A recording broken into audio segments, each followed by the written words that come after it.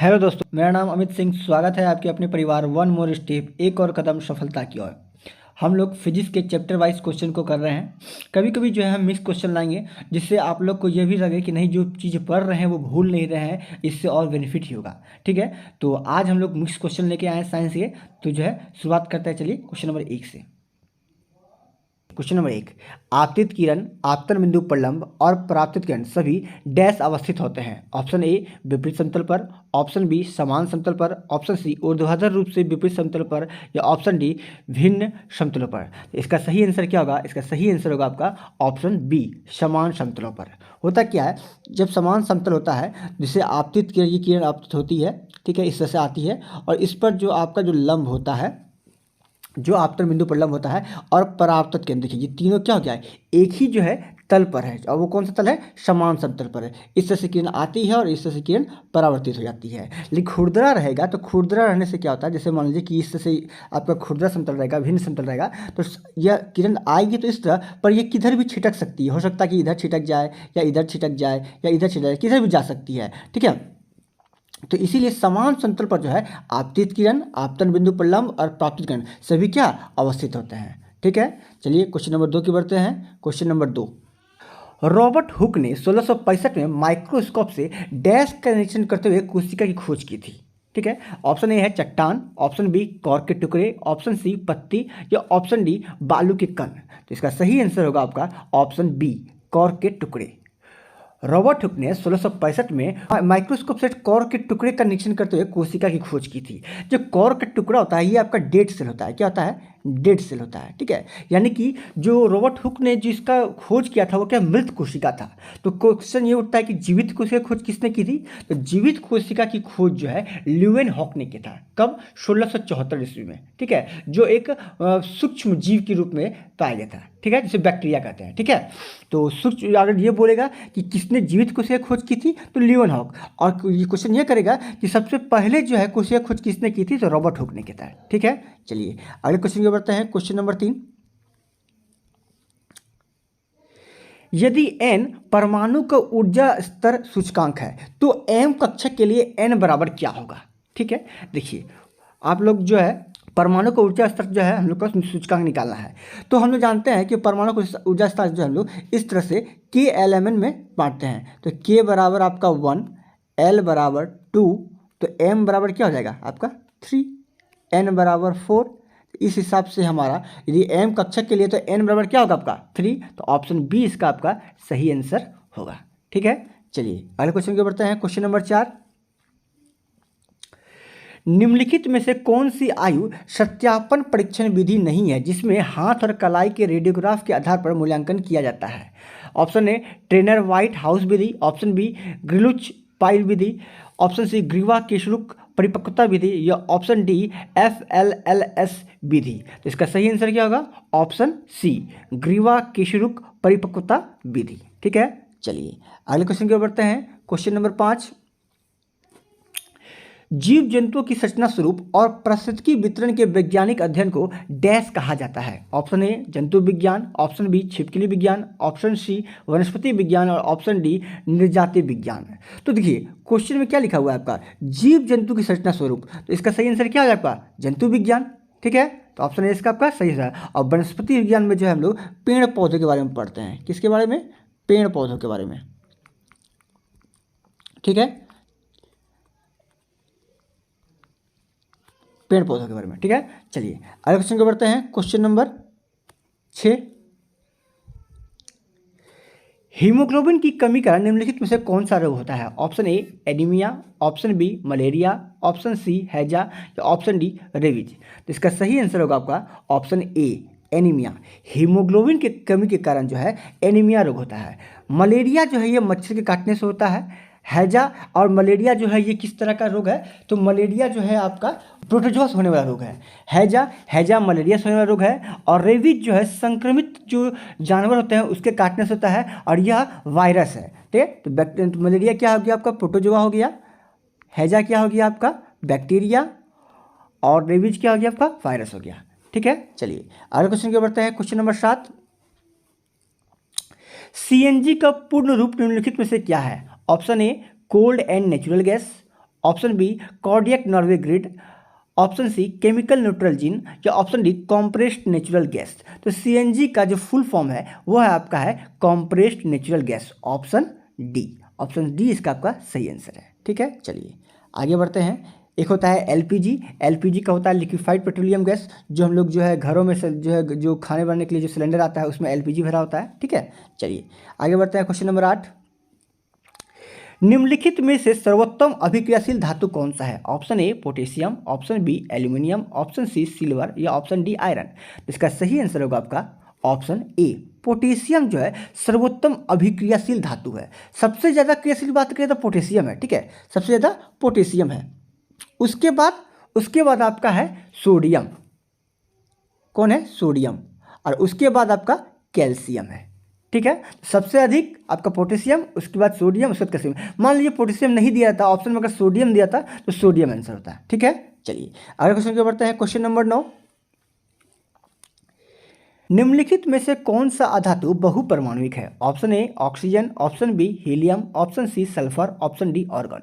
इसका सही आंसर होगा आपका ऑप्शन सी सल्फर। सल्फर जो है ये आपका बहुपरमाणुक है। ऑक्सीजन जो है आपका द्विपरमाणुक है, O2 उस तरह से हम लोग इसको लिखते हैं। ठीक है, हीलियम जो है एकल परमाणुक है He, और आर्गन भी जो है आपका एकल परमाणुक है। और हीलियम और आर्गन जो है ये आपका निष्क्रिय गैस है। ठीक है, चलिए अगले क्वेश्चन की बढ़ते हैं। क्वेश्चन नंबर 10, अल्फा कण डैश के द्विआवेशित आयन होते हैं? Option A beryllium, option B hydrogen, option C helium, और ऑप्शन डी लिथियम। इसका सही आंसर क्या होगा? Option C helium.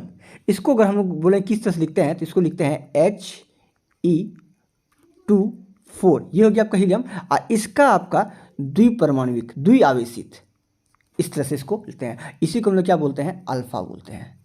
ठीक है, चलिए अगले क्वेश्चन की ओर बढ़ते हैं। क्वेश्चन नंबर 11, निम्नलिखित में से कौन सा जंतु त्वचा से श्वसन करता है? ऑप्शन ए मोर, ऑप्शन बी हिरन, ऑप्शन सी मेढक, ऑप्शन डी खरगोश। तो इसका सही आंसर होगा ऑप्शन सी मेढक। मेढक जो है आपका वो त्वचा से श्वसन करता है। जितने भी जो आपके मत्स्य हैं यानी कि मछलियां हैं वो सब जो है गल्फर से अपना श्वसन करती है। ठीक है, जो भी रेप्टाइल्स हैं वो लंग से और स्किन से यानी कि आपका फेफड़े से और त्वचा से दो श्वसन करता है।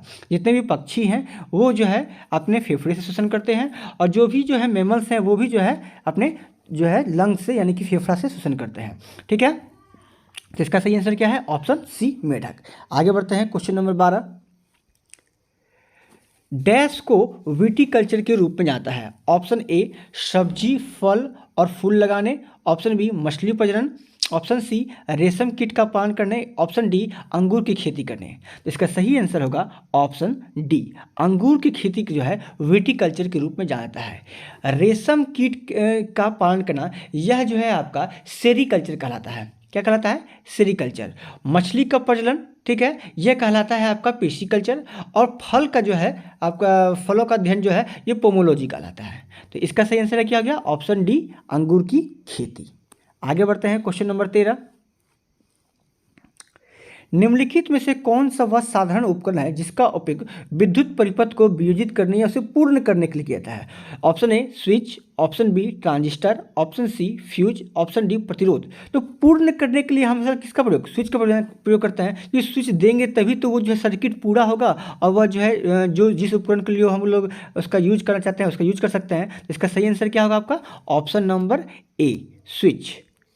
ठीक है, चलिए अगले क्वेश्चन की ओर बढ़ते हैं। क्वेश्चन नंबर 14, किसी भी वस्तु के त्वरण को तब डैश कहा जाता है जब वह वस्तु एक सीधी रेखा में गति करती है और समय के नियमित अंतराल में इसका वेग घटता या बढ़ता है।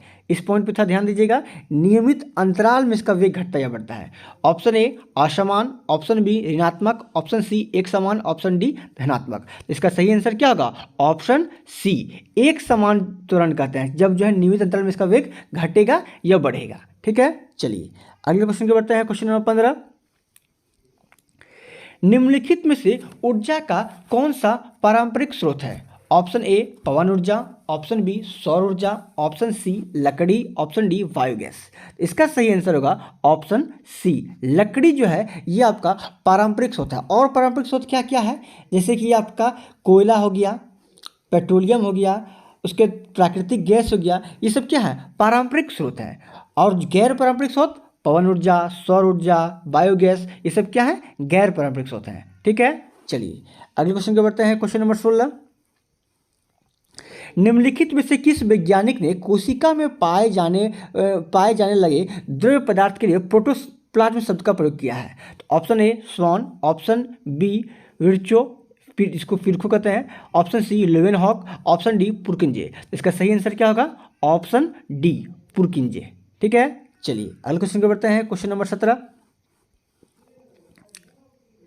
क्वेश्चन नंबर 17, एक कोश की मीठे पानी के जीवों और अधिकांश पौधे की कोशिकाओं द्वारा जल ग्रहण करने के लिए निम्न में से किस प्रक्रिया का उपयोग किया जाता है? ऑप्शन ए अनुवर्तन, ऑप्शन बी संकरण, option C Parasaran, option D संरचना विकास। तो इसका सही आंसर क्या होगा आपका ऑप्शन सी पराशरण। ठीक है, चलिए अगले क्वेश्चन को बढ़ते हैं। क्वेश्चन नंबर 18, क्वेश्चन नंबर 18 क्या है, निम्न में से कौन सा पारिस्थितिकी तंत्र का एक अजैविक घटक नहीं है? अजैविक घटक नहीं है यानी कि जैविक घटक है। ऑप्शन ए खनिज पदार्थ, ऑप्शन बी जीवित जीव, ऑप्शन सी पवन, और ऑप्शन डी लगता है नीचे चला गया है तापमान। तो क्या होगा इसका आंसर सही?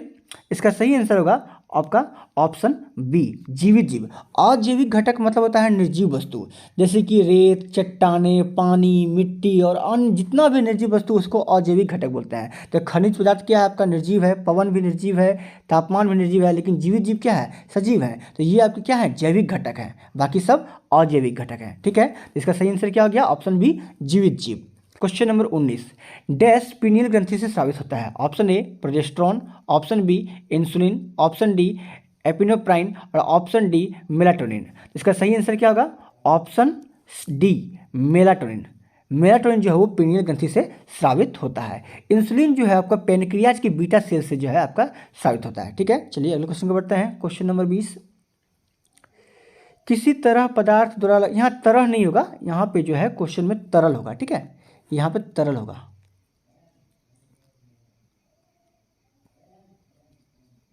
तरल। ठीक है, तो किसी तरल पदार्थ द्वारा लगाए जाने वाले घर्षण बल को निम्न में से क्या नाम दिया गया है? ऑप्शन ए अपरूपण, ऑप्शन बी तलकर्षण, ऑप्शन सी पृष्ठनाव, ऑप्शन डी उत्प्लावन। तो इसका सही आंसर क्या होगा आपका? इसका सही आंसर होगा ऑप्शन बी तलकर्षण। ठीक है, ऑप्शन बी तलकर्षण इसका सही आंसर होगा। तो आज हम लोगों ने 20 महत्वपूर्ण क्वेश्चन किए। तो आशा करते हैं कि आप लोग को समझ में आ रहा होगा। समझ में आ रहा है तो लाइक कीजिए, कमेंट कीजिए, सब्सक्राइब कीजिए और अपने अन्य दोस्तों को जरूर से जरूर शेयर कीजिए। ठीक है, धन्यवाद, जय हिंद।